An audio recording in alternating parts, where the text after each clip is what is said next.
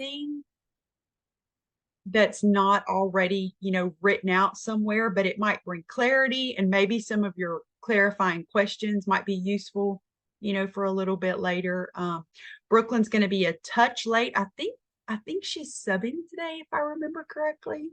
Trying to remember. I know several of y'all are picking up some sub jobs, getting a little money, which is helpful.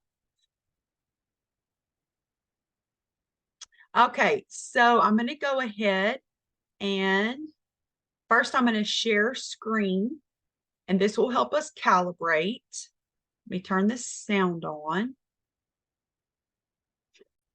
And I've got everything up, but so before we jump in to our actual seminar, I want to tell you how extremely proud I am. I checked this morning because, I just wanted to be prepared. I've got like your back-to-back pre-conferences today. And I just wanted to kind of look over. I had looked over some of them, but everybody wasn't turned in, which is fine, not a problem. So I got up early this morning and looked. Everybody's turned in the right spot. Like, it's amazing. The one person who was not, it was because she couldn't. She had already uploaded there previously, so it wouldn't allow her to upload something else. And I sent it back to her, and she's going to upload it there. But like, good job. There's a lot of links and a lot of things to upload in all the right places. And I was like, yeah. So I had a minute to kind of look over and calibrate with everything before the pre-conference, which is super cool. So I just want to compliment you on that. It's a lot to keep track of, and I appreciate it. It's nice when everything kind of falls out where it's supposed to be. I want to recalibrate for the professionalism assignment, the expectations, just to remind you of this, because it's not something that we do a lot of like in seminar or in class. Unlike our POPs and everything, it's not like we have a pre-conference and a post-conference. This is really something you do a lot on your own. So I just want to take a little bit of time to go over it. So we did not have seminar last week because I was doing the Ed Rising Explorer Tour. I'm super thankful for those of you who were able to join me. Lorraine and Zane and Deacon, all three were able to be tour guides, and it was a huge help. I really, really appreciate it. And the students really liked getting to hang with y'all, hearing your voices, kind of some of your insight of what it's like. So that was a lot of fun. This week, so last week you had the opportunity to review this professionalism, and then this week I want to take one more time to review it, because now you might have had a little bit more time to kind of let it marinate, and you might have some questions. So I'm going to go over and then I'll stop. We will not have seminar on November 20th. I know that many of you are going to be enjoying some sort of Thanksgiving break activities. Enjoy it. You have earned it. You have earned that break. Everything that you would need at that point is all loaded to Moodle. So anything for 469, there are videos for it. Anything that you would need for seminar or professionalism, it's going to be right here. Anything that you would need for residency is loaded. So I really feel like your time is best going to be spent just using that week to kind of wrap up loose ends. I will be available by email though, and especially that day. Like if you need me to hop on a Zoom or anything like that, I don't mind. Don't hesitate to ask. I can. I just didn't want to like require your attendance for a seminar that you need the time more than you need us to kind of mandate that you show up at a specific location. So for residency, for professionalism rather, this is the actual assignment. So I'm just going to take a moment just to remind you, show you what it is. It's coming up. Give me just a minute. Yes, sorry. The professionalism assignment for residency 1 is really intended to kind of just give you an idea of what professionalism is, what it looks like, as residency one, you are not expected to be doing all of these things. In fact, for the first month or so, you're kind of just calibrating, with your class. You're beginning to learn your mentor. You're starting to learn, how to interact with students. So we understand that this activity is intended to get you comfortable with, like, okay, where are you situated in this rubric? So that as you move forward in residency two, and part of what we will do at the beginning of residency two is use this data to kind of make some strategic goals for you for professionalism. Like, where do you want to move on this rubric? What's something that you want to do? So step one is to complete the self-evaluation. Okay. The rubric is there, and I tell you how to do it. You highlight each component, go through it just like you'd be really scoring yourself. Be honest with it. Step two is, over the course of the semester, we focused on growth within your classroom practices, implementing culturally responsive teaching strategies. So after you have completed step one and you turned it in, you're going to submit it to me by a deadline. Your mentor also is receiving this in a link form, and your mentor is also going to give like kind of feedback on what he or she saw as your professionalism on this rating.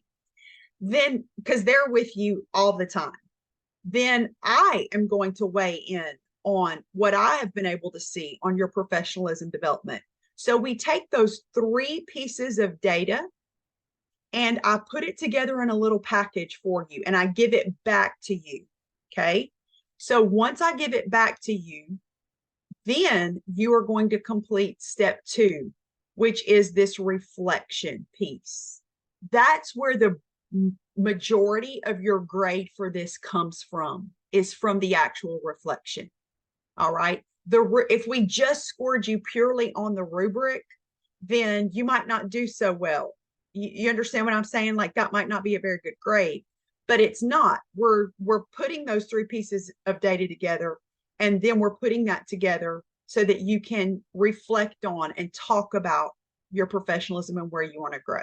So let's look really quickly at the dates. And this, of course, kind of walks you through each step. This is the, nope, sorry, wrong one. This is your rubric that you'll be using. So that's highlighted right here. Notice where my cursor is. I also put that framework that we've been using like throughout seminar that shows like the look fors and the difference between a 2 and a 3. Danielson 4 in here. So if you scroll down, I'll get to you in just a minute, Courtney. I'm gonna go through all this, and then I promise I'm gonna take questions. Okay. We go through the entire framework. So Danielson 4, it gives you the look for. So just in case you need a little more information about what this professionalism component looks like, go to this framework, because it does a really good job of spelling them all out for you. So your self-evaluation is due by Wednesday, 11/15. Wednesday, 11/15. So that's this Wednesday. So that's just the rubric with your highlighted evidence, with your highlights where you feel like you are. And anytime you put yourself as a 4 for something, tell me, give me some evidence for that, because 4 means that you would be above what the expectation is. So I want to make sure that your understanding of what a 4 is genuinely what it's aligned to be. So then you're going to receive your refinement and reinforcement data by Tuesday, 11/21. So I try to give it to you before then, but definitely by Tuesday, 11/21, you're going to have your refinement and reinforcement data back. Then you use that to complete the part 2, which is the actual reflection piece. That needs to be submitted by Monday, 11/27. And that is what I get your grade. That's how I get your grade there. Okay. All right, Courtney, questions for everybody, but I know Courtney has one. What you got? All right. So for the self-evaluation, we're just like looking at domain 4 in the rubric and grading ourselves. And then for the professionalism thing. I'm pointing like you can see me right now. That's okay. I do it too. I do the same thing. We're just, do we attach our rubric that we grade with it and then answer those questions? You don't answer those questions until I give it back to you on Yeah. 11/21. And that's both set of those questions? I think 'Cause so. Yes, I'm just trying to make sure because I had a sticky note to ask you what all of this was today. yes, yes. Okay, so we wait to answer until you get us back this Yes.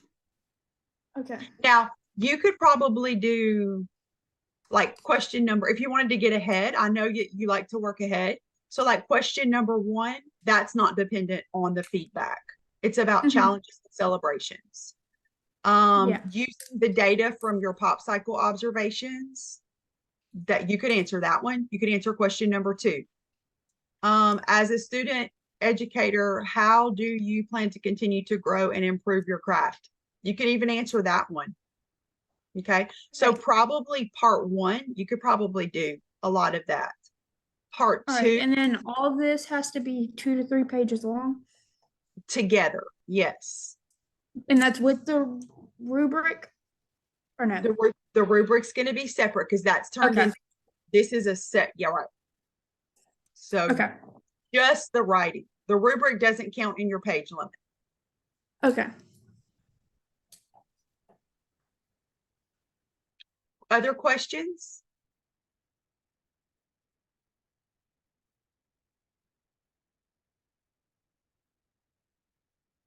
No. Okay. Okay, so that's my main thing that I really wanted to make sure that you understood, because I know I went over it briefly, kind of touch and go. Then I gave you a week to kind of marinate on it. And now I wanted to come back and circle back to that. So the professionalism is the one that's kind of on your own. So I wanted to make sure that we touched on that this week. We will not meet for seminar on the 20th again. Remember, just to remind you, but we will meet on November 27th.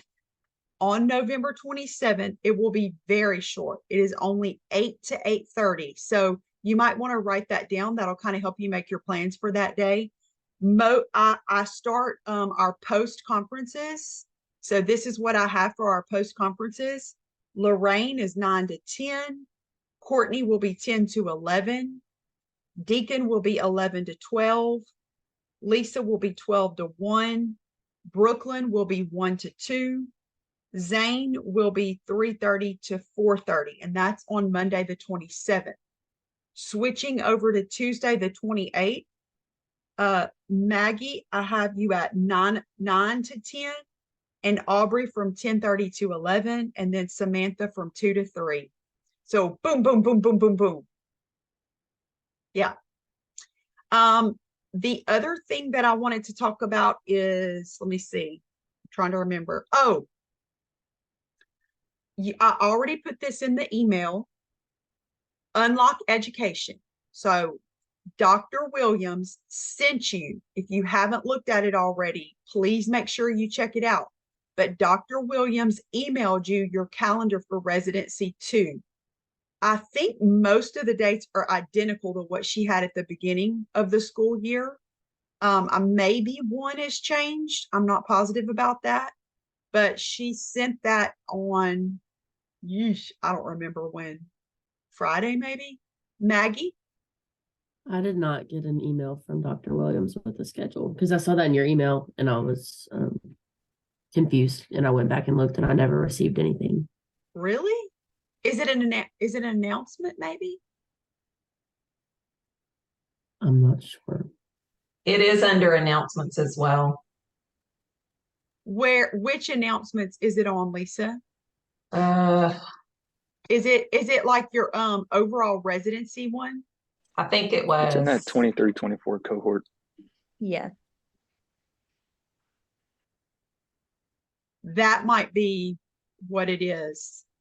And Maggie, if your subscriptions to that Moodle aren't on, turn them on.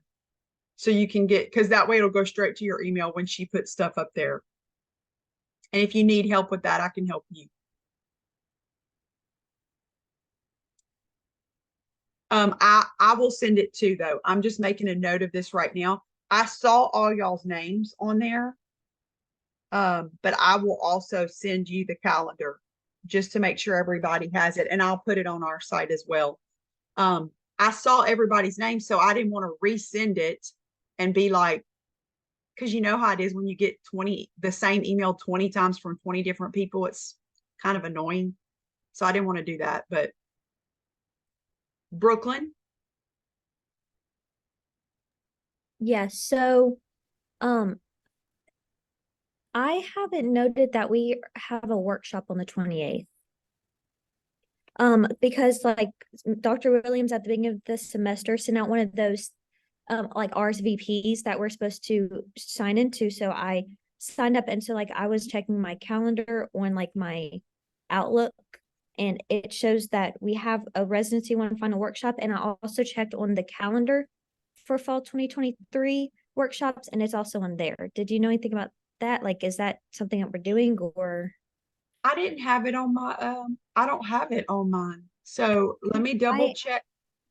I have it. It's on the like the same place that we check for 2024 spring workshops and calendar. Like I just checked that again, and it shows that we have one on the 28th in the Legacy building. From 9 There to usually is one. Mhm. So let me definitely check. I didn't have it. Okay. Obviously, because I scheduled 3 post conferences, so I didn't have it that day. If I need to reschedule those, I will talk to Maggie, I will talk to Aubrey, and I will talk to Sam. But I didn't have that originally on my calendar. And that's on the 28th. Yes, Yes, ma'am. I November have it 28th. too. It says 9 to 10 p.m. It does say that. I think she was meaning AM. I'm usually in bed. It says Yeah. 9 to 10 for a secondary, and then ECHD group was 10 to 11 a.m. So I think that was probably supposed to be 9 to Yeah. 10 a.m. And this is residency 1 or residency 2? This is fall 2023, our last residency 1 final workshop. Okay. That's what, yes, ma'am. All right. I'll check for sure, Brooklyn. Thank you so Thank much for bringing that to my attention Yes. so that I can get those ironed out early. And I made a note, so that'll be another thing. It's calendar and then final workshop. All right. Good. Awesome. I love it when I know about problems in advance. I can at least have a little time to figure it out. All right. Any others? Anything else? Okay, so now let me talk about Unlock. I thought I was doing y'all a favor, but if it's not a favor for you and you had something different in mind, just let me know. It's not a problem. So Unlock Education is January 19th, and that's part of the calendar that she sent y'all. Your participation in Unlock Education is required as part of your residency. And one of the things that you'll see on the professionalism component is like making contributions to your professional field.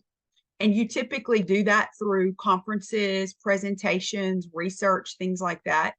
Well, you're very, very busy with residency. So we consistently, our residents were kind of scoring low in that area because you just really don't have a lot of opportunities. And so we were thinking one day, and we were like, look, we host this awesome conference. Let's require it. Let's make it part of their participation, but it also will benefit your professionalism score in residency too, because you will be a presenter at a regional conference for aspiring educators and educators.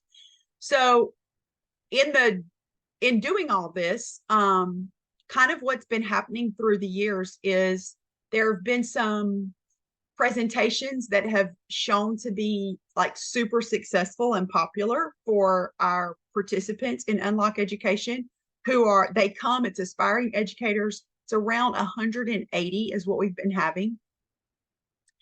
And the escape game, like the escape room, is so popular. And one of the feedback things that we've had through the years is that as the conference has grown, we've only offered it we only offer it's one session of it. So and it's limited to like 18 students or something like that. So that means that a lot of students want to participate in it, but they don't get a chance to. So one of the things that we wanted to do this year was offer a second one. So I thought that it would be great if my residents, instead of having to like come up with your own idea of something to do, I would divide you between STEM. So that's going to be my business. So Lisa, I didn't include you in this email, and I'm sorry. I realized it after the fact, but my business, my math, and the science, you guys would be the STEM team. And so there's one escape room that's like a little bit more STEM aligned. And then there's another one that's more humanities aligned. So that's going to be my English and social studies people. So that would be 2 different escape rooms going on throughout the day. Y'all will be able to work together as a team. You won't have to do it by yourself. You'll have, 3 or 4 other people with you, part of our cohort. And Mia Escarino has offered to write up the proposal for you, which is so nice. I was like, thank you so much. She actually did it last year. So she was like, look, I've got my information from last year. I can just copy and paste it in there for them. I was like, thank you so much. So that's one less thing you have to worry about. Thank you, Mia. And Mia also has agreed that after the break, she will meet with you guys and train you on how to do them. We have all the equipment. We've got all the laptops. We have everything for it. So you don't have to provide anything at all that I know of. I'll let you know if there's something. But she and Dr. Simpson can meet with y'all. It doesn't take long. It's very easy. And then in the back of my head, the other reason I thought that this would be a good activity for you guys to do early in the semester is this is a really great activity to do with your students. Like high school students love doing these escape games. There are a lot of them that are already pre-made.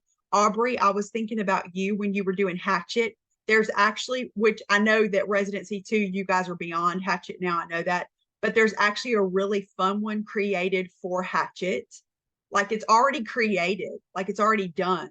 And there are a lot of them that are already made, like on this website that you can just pick from, and they're already done, they're created. So I thought that that might be something fun for you once you learn how to do it, to be able to take back and do with your own students.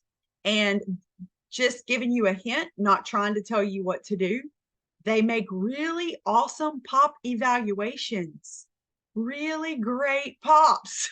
like when we think about the Danielson rubric, like you're hitting all the things when you do one of these, and you'll see it when you get there. So if anybody does not like this plan, or it's not that you don't like it, but maybe you had something else in mind that you wanted to do for Unlock, I am super supportive of it. This was not meant to like take over something that you wanted to do. It was just a way that I wanted to help you and support you in accomplishing your requirements for Unlock, but also doing something meaningful that you could maybe take back to your own class. So you can just email me privately when we get off of here and say, hey, I had my own idea for Unlock. I'm going to handle my proposal. I've got it. No, not a problem at all. I don't mind. So that takes care of Unlock. Any questions about that? Okay. So after the break, Mia will be reaching out to you to set up like a little training session for y'all. Okay. So that takes care of professionalism. That takes care of Unlock. I have 2 problems that I've got to go check on, and I'm thankful that you let me know about them. So I'll send out the calendar, and then I'll check on the final workshop on the 28th to see what's going on there. And all right, I think that's all. We are right in the middle of Pop 2. I am super excited. You guys are rocking and rolling. I really appreciate how you have just really been on your game for getting the paperwork done, having stuff turned in. I really, really appreciate that. So we're in the middle of that, and that's where we are. Lorraine? I have a few questions. I had emailed you, and then additional question that I'd like to stay on and talk to you about. Okay. If we have, I think we'll have time, Lorraine, we might have to schedule a Zoom. I'm checking Okay. to make sure. Oh, no, we'll have time. Sorry. I was trying Okay, it will be quick. no, I was trying to remember when all my pre-conferences were. Yes, no, it's good. We'll have time. Okay. Any other questions, anybody? Any questions about absences, attendance? How many of you are taking off early? Raise your hand. Woo! That's one of the things that's so nice. And it doesn't really happen in the real world, so enjoy it in residency. If you end up with extra absences at the end of your time in employment, well, just good for you. You might get bought out at retirement and you might not. But this might be the last time you get to cash in on some unused absences. So enjoy it. Well, that was one of my questions. Do we do the absence report for this week? I'll be in the field for only like 2 hours this week, and the rest not. So I was Yeah. wondering if Yeah, you would still put them in like, I'm not there on blah, blah, blah. And it's okay. You have the days. okay, but like I'm talking about the form that we're supposed to fill out and get our cooperating teacher to sign. Do we do that? Are you talking about that? You do have to complete an absence form for the days that you're not present. Okay. And the site, it says approved by cooperating teacher signature. So you could either put it in as a PDF, like if you do not want to physically go up to the school and let her sign it, like if you don't have Okay. time to do that, or you're out of town, or you just do not want to go back into that school for some reason, then you could put it as a PDF. And I don't know if Ms. Frugier knows how to digitally sign, but if it's a PDF, she can use the draw tool and she can use that to digitally sign it. And then you could Okay. upload it that way. So for the days this week, I would do this. One for each day. Or I'm not sure how the form is set up. Does it make you do it puts a separate form? date. You're supposed to fill in a date. I think you could combine them all. That's Okay. what in the past, that's what I think. I've seen it both ways. I've seen residents do one per day. I've seen them combine all their days. Either way is fine Okay. as long as it's documented. It says, okay, so a date, and it says to Office of Clinical Practices. And then it says from, and I'm thinking that's me. But then it says name of student, which would be me. So I haven't filled one out yet. This is my first one because I missed a day a week ago. So I can't honestly tell. I can truly tell you that I have never taken points away from somebody that didn't have the form perfectly filled out. okay. The only thing we've done is had to admonish when they didn't. So like people missed dates and they didn't do anything they were supposed to do to document their attendance. Okay. Then we have to do a professionalism. But like as far as if it's okay, put your dates on there, make sure your name's on there, and just have that teacher signature, and I promise you are good to go. Okay. I'm trying to think about the form, and I'm like, I don't even remember what people put there. So you kind of can't go wrong, Lorraine. Just make sure your name's on there, your dates, and your documented. Okay. Just want to make sure I do it right. I would never be like, no, your name is in the wrong place. Okay. Hey, we're all so fried out by this point. I'm just happy you know what day it is to put on that form.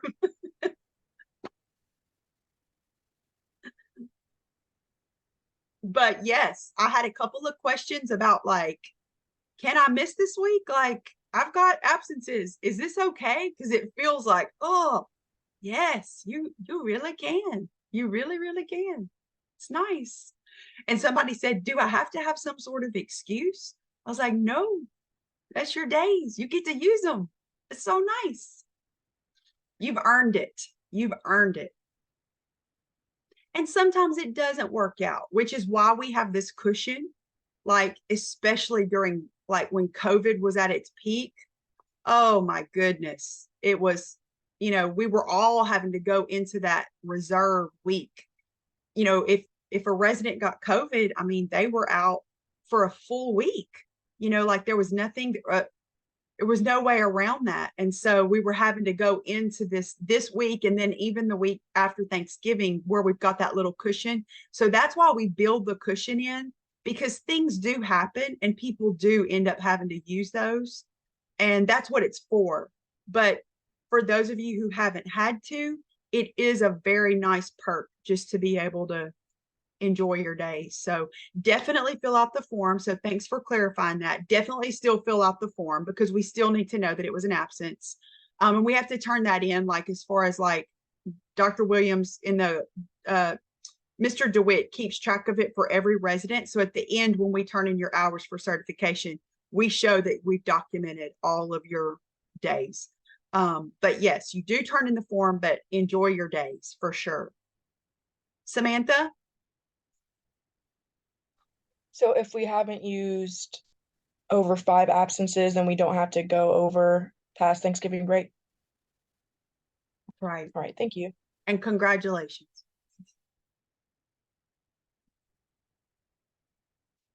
Good. Okay. Good. Good clarifying questions. Good. All right. So we've got professionalism. We've got some clarity about attendance and how to document attendance. We talked about unlock, got my 2 things to take care of. So I would like to move on to 469 and not take a break. You can take a break as needed. Is that okay with everybody? Because I'd like to kind of wrap up a little bit early. Okay, I'm going to go ahead and shift over to 469 then. And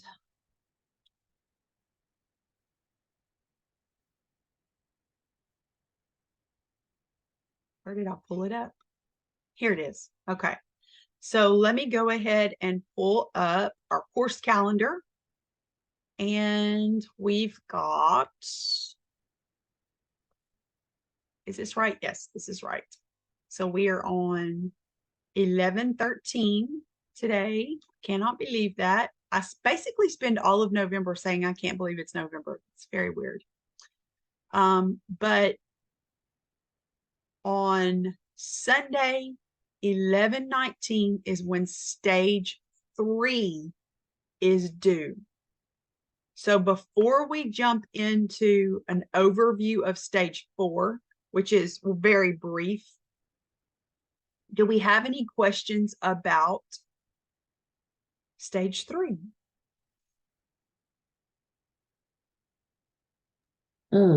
So if you're using video from your previous observations for the 2, because I know there's 3 videos. One of them, we don't have an old video footage of us sitting having a like feedback conversation with students. But for the Right. other 2, how do we resubmit that? Can we just put somewhere in our turn-in stuff like which observation it was and the time frame we want you to look at, or we have to like reattach the video to a new submission for stage 3?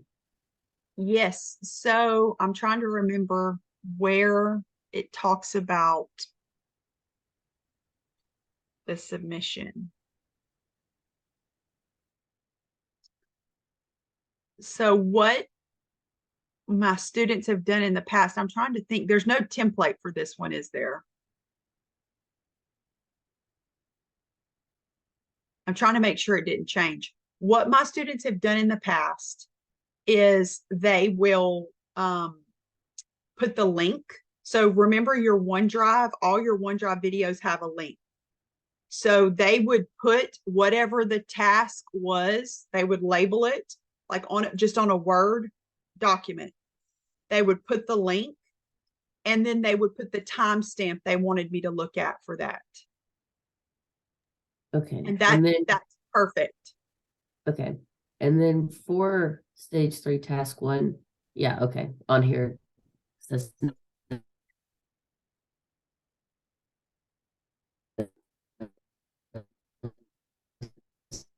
submission. That's all.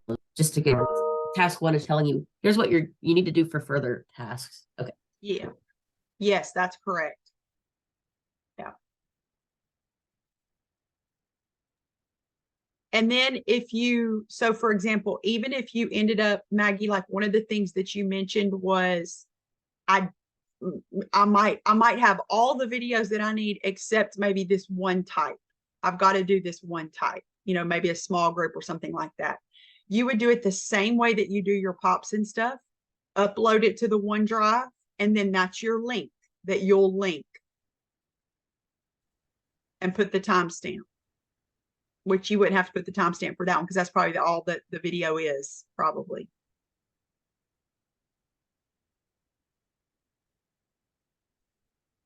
Lorraine, I think I may have interrupted you on accident. Sorry.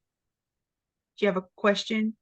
Yes, so one of my questions was about the small group video. So it said the same students that we used for stage 2. And so, for their pre-assessment, so the group that I had chosen,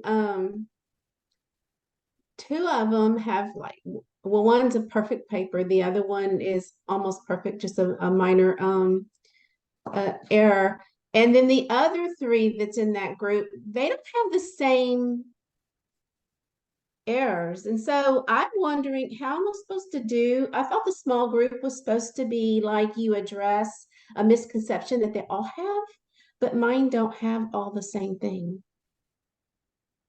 So it'd be like individual. I'm confused about the first part of your question. Okay, so using the same students, one has a perfect paper and the other one has practically perfect, just a very minor detail. And then the other 3, the errors that they made, they're not all the same. And so I'm just wondering how to do a small group. I continually do individual feedback almost every single day. But to do a small group, I thought we had to address like a misconception that they all had, but my post assessments are not showing that they have the same misconception using the same group that I did for stage 2. I thought we had to use the same group. That's the part I'm confused about. For the small group video, I thought that it said that we had to use the same 5 that we used when we did the pre-assessment. And we had the 5 that we chose to submit their artifacts and the feedback on that. And so if I use those same students, it's really not, if I'm supposed to address a misconception that the group has, there's really not one. I'm supposed to be doing my small group tomorrow. If I do feedback to this group, well, 2 students really wouldn't get any feedback because their papers are perfect or either practically perfect. And the other students would get feedback like individually. So I thought that maybe I misunderstand what a small group feedback is, but I thought the small group feedback was to address a misconception that the group had. Am I just confused? Mr. What? You are correct on that. I'm not sure where, like, I'm not sure where it is that, like, that's the part that I'm confused on, is you feeling like you have to use the same group. Can Well, anybody? it was discussed our last Zoom. I think what you're thinking of is when we talked about the post assessment for stage 3. The post Yes. assessment has to be the same 5 students as stage 1. Yes, Or and I stage thought 2 that's that we who I started out took. with. I thought that's who I did the small group with. Yeah, I don't think the post assessment and the small group have to be related. Oh, it could be anybody from the post. I thought it had to be the same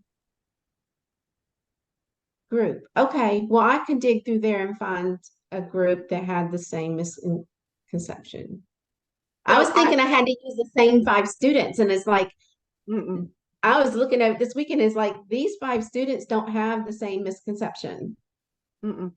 That's the part I was confused about what your question was. I was like, okay, no. So ideally, you should be using the same focus class, which I know some of you had to Yes, change. I am. Okay. I know some of you had to change. So, but ideally, you should be using your same focus class. Also, it would be marvelous if we were actually able to use the post assessment that matched our genuine pre-assessment. And mine it does, yes. That yours it worked out, but most people it didn't. Most people it didn't work Okay. out because they were too far along. So it's going to be some of them are having to use even a different post assessment. Yours it works out great. Yes, it did. However, this is the part where it's okay. Like for your post assessments, you selected like 5 learner artifacts. Those don't have to be your small group.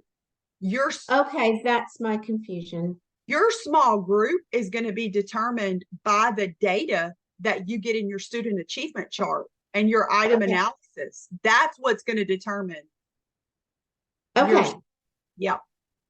that makes sense. Yeah, I Good. was thinking I had to use the same 5 students, and it's like They don't they work. didn't have, Work. it didn't, they didn't have the same misconception. Yeah. So my small group, I need to pick 4 or 5 students, or 3 to 5, I forgot what she said, Yes. that have the same misconception, and I'm addressing that misconception as a group. Yes, ma'am. That is correct. Yes. Woo! Okay, Yes. got it. Okay, I was so confused. Yes. Got it. Okay. And so let me just also say this for everybody. I don't know who your students are anyway. I don't know them. I don't know who they are. They are confidential on that form. Like they are confidential, like they're numbered.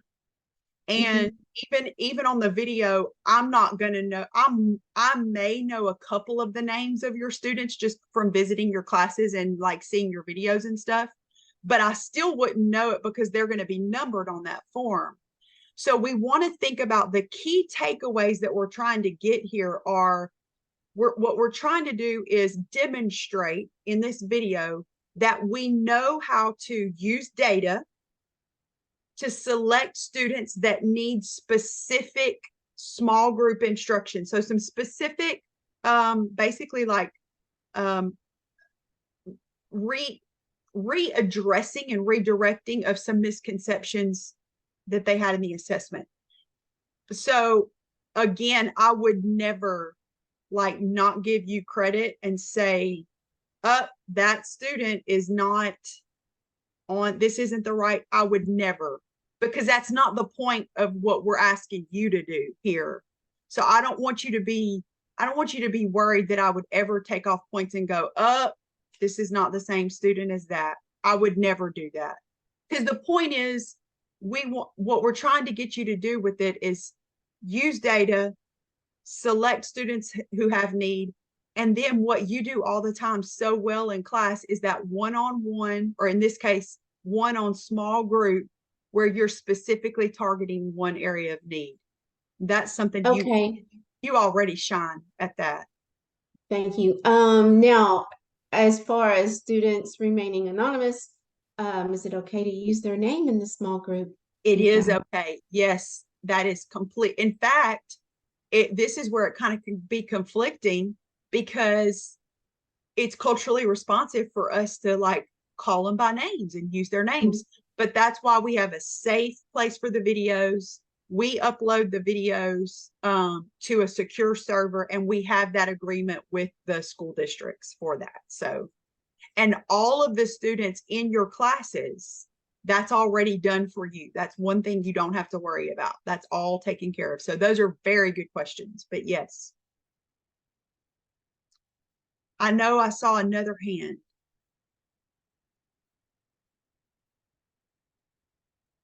Nope. All right. So we're pretty good with stage 3. Feeling good. Got a week to wrap up those loose ends and turn it in by Sunday. So that's going well. Let's go ahead and look to stage 4. And we're going to be looking at the overview of stage 4. So wrapping up all the loose ends for 469. Let me go ahead. This is a shorter video because this is a much briefer task to do. Is your final video for your portfolio in 469 and 681. I know you're super excited about that. This is going to be stage 4, which is analysis of equitable practices. You have 2 tasks in this stage. Make sure you're looking at due dates for when these things are going to be due. So let's get started. Let's talk about an overview of the stage. So this stage 4, we're wrapping up down here. We have 2 in-test standards it's aligned to, and also 2 high leverage practices. In-test standards have to do with number 6, in-test standard 6, which is assessment, and in-test standard number 9, which is professional learning and ethical practices. High leverage practices covered in this stage are 17, interpreting the results of student work, and 18, providing oral and written feedback. Within these 2 tasks, which in stage 4, we are going to reflect on assessment data, and we are going to reflect on your quality academic feedback given. Task 1, very quick overview. We are going to have a template for you to put in your answers. This specific task is going to use some items from stage 3, specifically task 2, your analysis of data chart, and task 3, quantitatively the growth of your learner from pre to post assessment. In task 2, we are looking at giving a template as well that you will put your answers in. And in this one, we're going to look at your quality written and verbal academic feedback and use stage 3 evidence 2, 4, and 5. And so what you submitted in stage 3 is directly going to affect this work in stage 4. So you don't have to go back and re-look for evidence. You are going back to what you already submitted to complete this stage. So task 1, assessment data reflection. Again, this is the overview. You're going to complete our template. This is what the template looks like. You are citing specific evidence. Do not make generalized statements. Go find the evidence. Cite specific evidence submitted in stage 3 about learner growth from pre-assessment to the post-assessment to answer the following prompts. Prompt number 1, explain the overall results of the class from pre-assessment to post-assessment using data as evidence. Explain the overall results of the class using the data. Number 2, draw a conclusion about the effectiveness of your instruction on learner growth toward the standard. So you have your piece of data evidence showing growth, number 1. Number 2, what's your conclusion on the effectiveness? And remember, it must be towards the standard. So you need some standard verbiage in your answer. Number 3, reflect on how you can improve planning and practice for similar standards. So we know that academic standards are over an academic year, and that we don't just teach it once and we're done. We will circle back around to this concept, this skill, either next week or in a couple of weeks, it'll come back around. So when you teach it the next time, what can you do better? So again, it's looking at specific content towards the standard, which is in answer number 2. And then you should be able to say how well or not well you did in answer number 1. That again will drive your answer for number 3. Very specific. This is what your rubric looks like. Did you explain, for question number 1, did you explain the overall results of the class, citing specific evidence from stage 3? 5 points. Did you draw a conclusion about the effectiveness of instruction on learner growth towards the standard, citing specific evidence from stage 3? 5 points. Did you reflect on how you can improve planning and practice for a similar standard, citing specific evidence from stage 3? 5 points. Total for those 3 reflection, 15 points. Examples. So for number 1, again, examples, not exemplars. They explain the overall results. After looking at the data provided for the pre-assessment, students scored an average of 40% on the pre-assessment. After looking at post-test students were given an average of 92%. This means the overall average of my class growth was 52%. Note that if she only put 40 and 92, it would not be a correct answer. It says student growth, the overall results. So helping show that it was a positive 52% gain was important. Drawing a conclusion about the effectiveness of your instruction on learner growth towards the standard. So this person said they implemented a lot of cooperative learning, group work, paired practice, and class discussions to increase engagement and collaboration.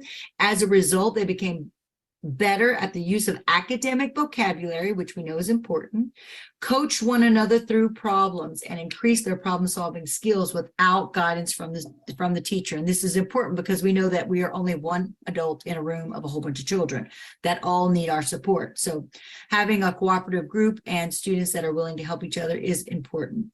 Instead of me trying to answer individual questions, I was able to answer the same question on multiple pairs of students at a time after they discussed the problem with each other and neighboring groups. So again, we're working, but we're working smarter, not harder.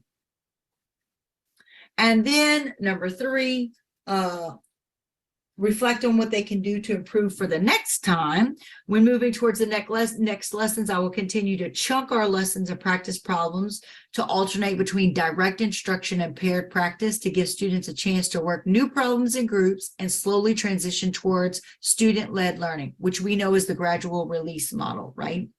And so these are quality answers because question 1 includes actual assessment data. Question 2 is an explanation of choosing instructional groups and why and how they were successful. And question number 3 answer includes choice of methods and justification of thinking. So those 3 responses were quality. So again, you will fill out your template and you will submit that as evidence of this task. Task 2, we are looking at quality academic feedback. Again, you're going to pull the evidence you already submitted, not looking for new evidence. Pull the evidence you already submitted in stage 3, task 2, 4, and 5 for this. And we are going to fill out 3 template questions. Quality academic feedback has a positive impact on learners, one would hope, right? Were you able to consistently give quality academic feedback to your learners? So thinking along the lines of your appendix A and B that you completed in task 6, did you show that you consistently gave quality academic feedback? So you want to use evidence from task 6, use evidence from that to support if you think you did or were able to give consistently give academic feedback. Using a variety of strategies for communicating feedback to learners is important, indeed. Do you feel your written or verbal academic feedback was of high quality? Do you feel your written or verbal academic feedback was of high quality? So yes, I think my written academic feedback was of high quality because state your evidence from task 6. Yes, I think that my verbal academic feedback was high quality and evidence from task 6. And then number 3, name one action or strategy that you can implement to improve your ability to give written and verbal feedback. So again, if we do something well, great. How can we continue to improve it? If we are not doing something well, what actionable steps can we take to improve it in the future? So this must use evidence and strategies that we can measure. So trying harder, not going to be the greatest answer. So again, written and verbal academic feedback here. To get highly effective, you will include an additional strategy for both. So what the prompt is asking for is one strategy in written and one strategy in verbal. If you want to do highly effective, you do 2 strategies in written and 2 strategies in verbal, just to clarify that. What your rubric looks like, again, hanging out here, it's going to be worth 20 points. Is a conclusion made as to whether the resident was able to consistently give quality academic feedback, stating evidence from stage 3, task 6, 5 points. Identification of which academic feedback was stronger, written or verbal, citing evidence from stage 3, task 6, 5 points. 1 measurable action strategy is included for verbal academic feedback, 5 points. 1 strategy, measurable action strategy is included to improve your written academic feedback, 5 points. If you don't have evidence, you cannot meet effective proficient. You have to have evidence in your first 2 answers in order to meet effective proficient. If you're moving into highly effective for extra credit points, you are adding an additional strategy to verbal and additional strategy to written. What might that look like? So these reflection and activity strategies are feasible to implement and would make an improved difference in the quality of written and verbal academic feedback. So these are examples of the answers that we are actually looking for. Again, you're going to fill in the template and submit the template as your assignment for this task. If you have any questions as you're wrapping up your entire portfolio with these 2 reflective tasks, please reach out, group me, or email. We are here to help. Okay. Questions? So you don't have to collect anything. You've like done everything. So that's nice. This is just the wrapping up. And I will give you a tip that my residents in the past have given me. If you have the time while you're already wrapping up stage 3, this only takes like an extra maybe 45 minutes to an hour. Go ahead and do it while the information's fresh on your mind. You know what I'm saying? You've got your data. It's already pulled up on your computer. Just go ahead, shift over and do it. Get it done. That's something that they said has been most successful for them.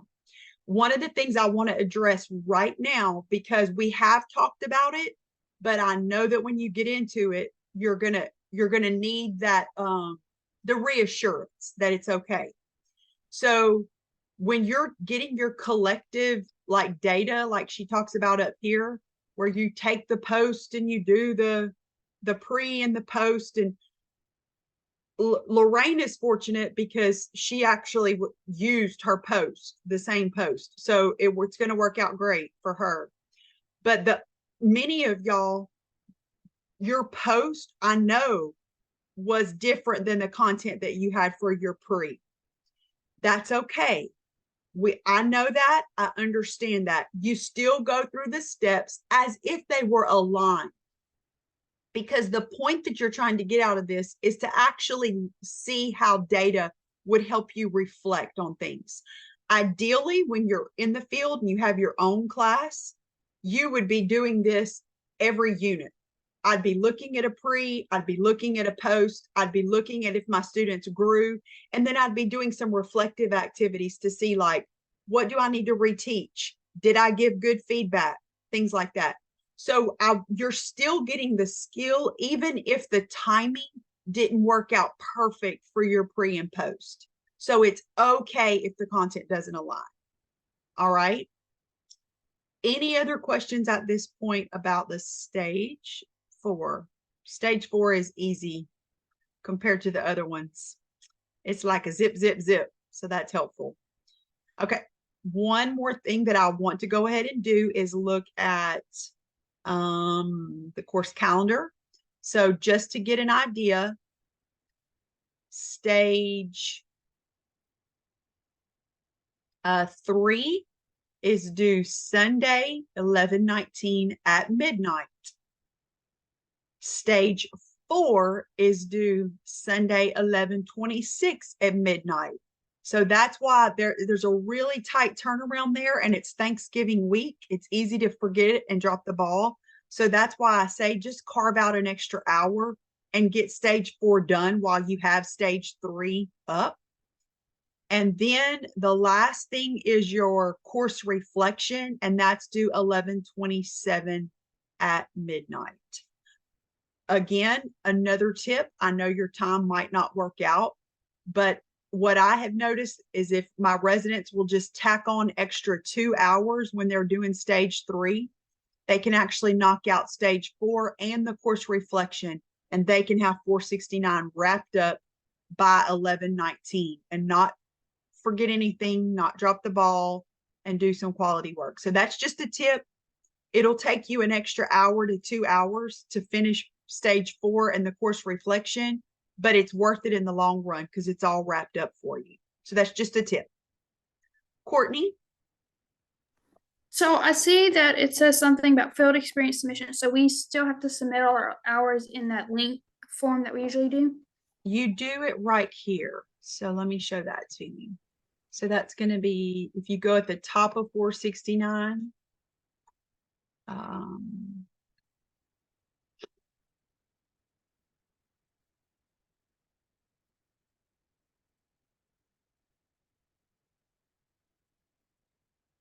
right here.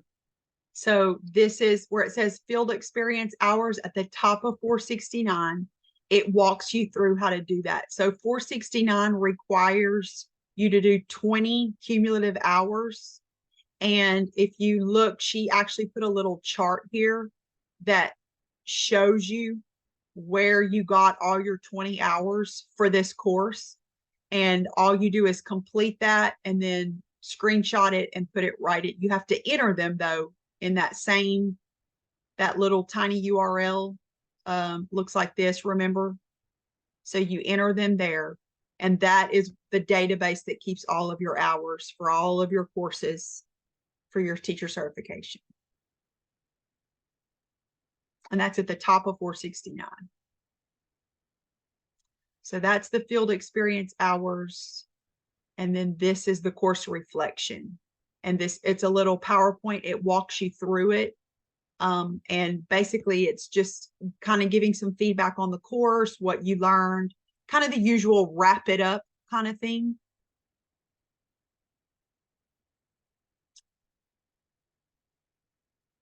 Good. Any other questions? So y'all are almost done with 469. That could be wrapped up before the break. So just to kind of recap, remember, we will not meet on November 20th. I will be available though. So please don't hesitate to shoot me an email or say, hey, I need a Zoom. Can we hop on a Zoom? I'm not planning to go anywhere on that date. I'm basically just going to kind of be catching up on my own grading. Mostly a lot of what I'm going to be doing that day is Pop 2. I'm going to be watching a lot of Pop 2 videos. So feel free to shoot me an email and I can get on a Zoom with you. I just hate that week, especially to require you to get on, because I know some of you are hosting family, some of you are traveling for the break, and I want to make it flexible for you. I don't want you to have to show up on a Zoom that day. So we are not going to be meeting on November 27th. That will actually be the last time that we meet. And it's only going to be 8 to 8:30. That one's going to be shorter before we jump into pre-conferences. So, all right. That's all I had, you guys, for today. We're wrapping up loose ends. I felt that this was the best use of our time today, just to kind of go over some logistics and clear up how to wrap up, these courses. And basically like kind of take these clarifying questions that everybody probably wants the answer to. So thank you for asking. I'm going to go ahead and stop sharing and I'm going to stop recording, but I say I'm going to stop recording and nope. Where's my record?